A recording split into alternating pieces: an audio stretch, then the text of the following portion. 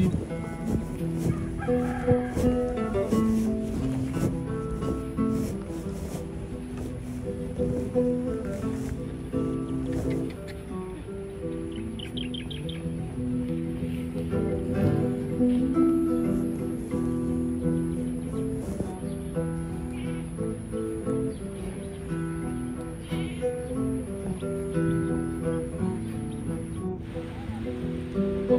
umuulan. Nagtatanim sila ng kamote.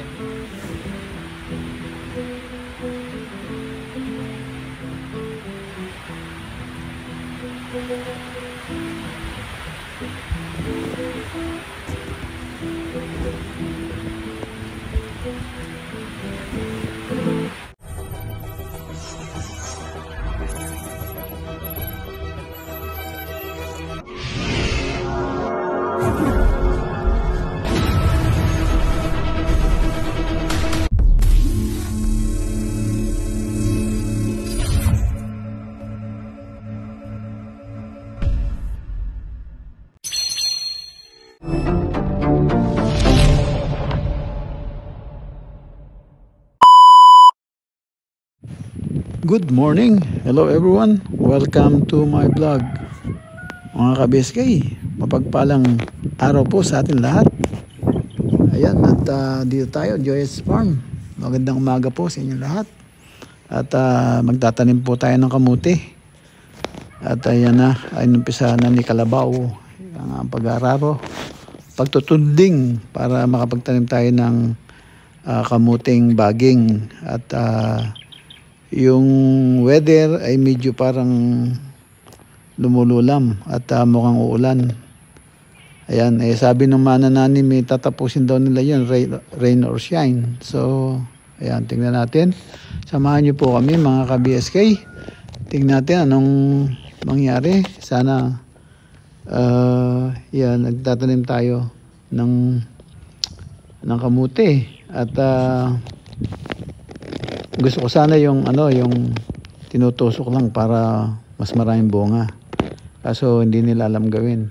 So sinasabi natin pero hindi raw nila kabisado 'yon.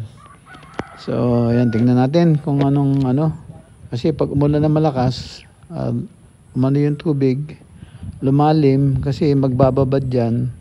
Ayun ang kinakatakot natin, baka matunaw yung tudling, ay yung kamuti lulutang, lilitaw. So ayan, tingnan natin kung anong kahinatnan. At yan, nag-aala pa rin ulan at yung kalabaw medyo masipag naman. So yan, at saka sila gani, yan, silang nagtatanim at mukhang mabilis naman. So kaya tingnan natin at baka sakali at matapos natin ito. Samahan niyo po kami itong maghapon na to mga ka-BSK.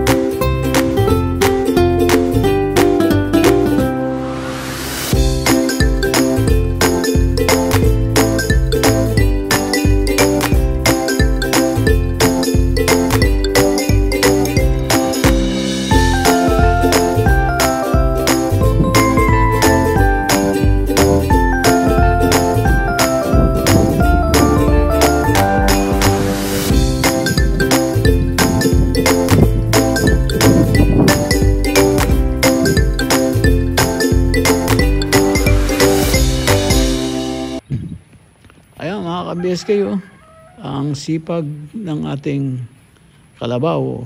Ayan. At yung ating panahon talagang gusto ng umulan. Napakadilim po sa kapaligiran mga ka-BSK. Ayan, at mabilis matudling yung ating kalabaw at malapit na matapos yung dalawang pinitak. Ayan, diniretso na ni Manong. Ayan, dalawang pinitak yan. So malapit na matapos. So tapos lipat uli sila dun sa kabila pero yung dalawang pinitak pa merong tubig dahil umulan po kagabi. Yun, nagkatubig po, hindi pwedeng araruhin. So kaya magpo-forward po sila sa unahan. Tingnan natin po anong bang natin. Malapit na matapos tong dalawang pinitak. Hindi sila makausog doon dahil nga may tubig yung dalawang pinitak pa. Umulan po kagabi. Malakas-lakas din yung ulan.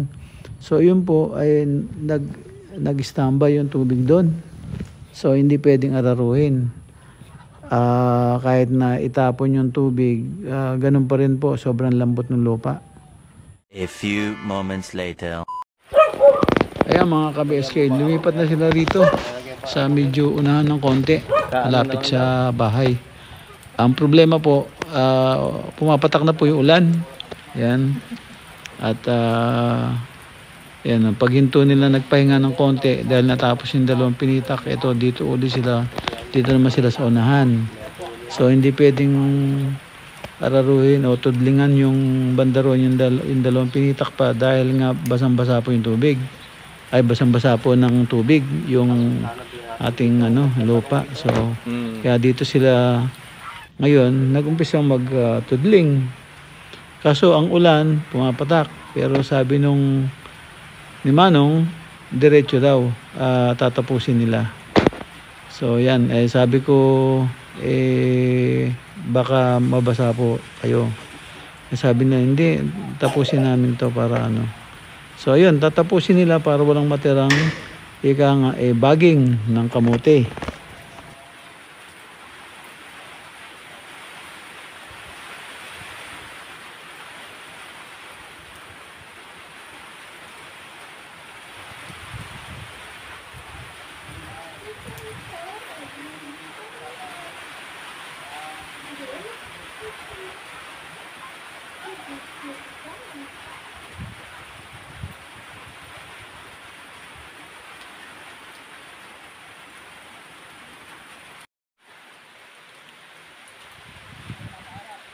Yan po, kahit umuulan, nagtatanim sila ng kamote.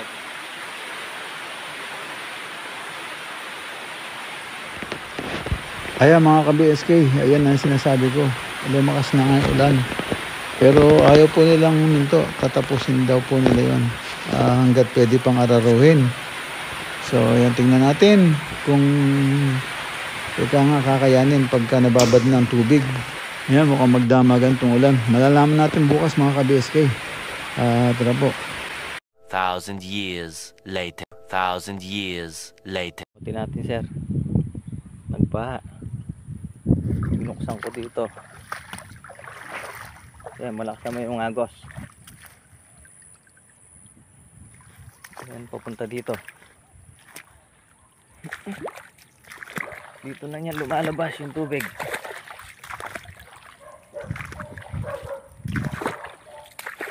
Ay.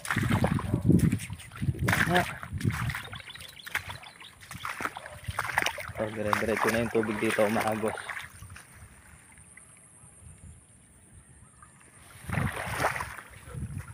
Papunta doon.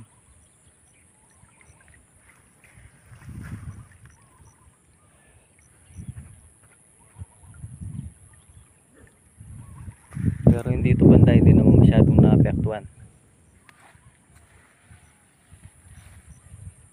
Pero dito rin pinaagos ko rin yung tubig dito.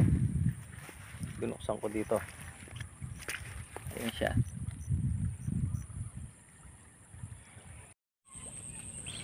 Ayan mga ka-BSK, ang sinasabi ko.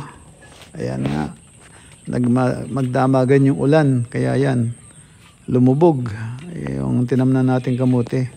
Yung medyo dalawang pinitak yata. Medyo may tubig din pero hindi masyadong marami. So okay pa yung dalawa. Pero itong banda rito sa baba talagang maraming tubig. So yan, lumutang yung ibang tanim na kamote. Dahil nga unang-una sa taas lang mababaw ang pagkatanim. So yan yung style ko, siyang gagawin namin. Pinatutusok ko kay Joey hanggang ilalim, hanggang tumigas. Tutusok niya yung kamote. para sakali ano to, kuwan tayo, alam nating umuulan pero tingnan natin baka makasurvive kasi tatama to sa presyo pagka nakasurvive dahil walang masyadong magtatanim ng kamote.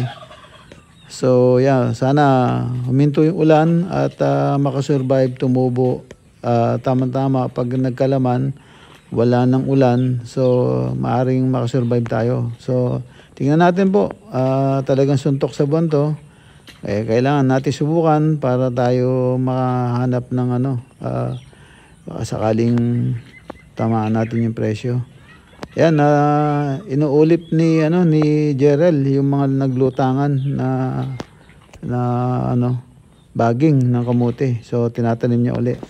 Ayan, sana tama at makasurvive kami. Kaya mga ka-BSK, dito lang po muna. Kita-kita tayo sa sunod na upload. Ayan. Ingat-ingat po kayo kung saan kayo naruroon. Kaya maraming salamat sa panonood at tiwala. Dito lang po muna. Ingat po kayo dyan and God bless. Bye-bye, bye-bye.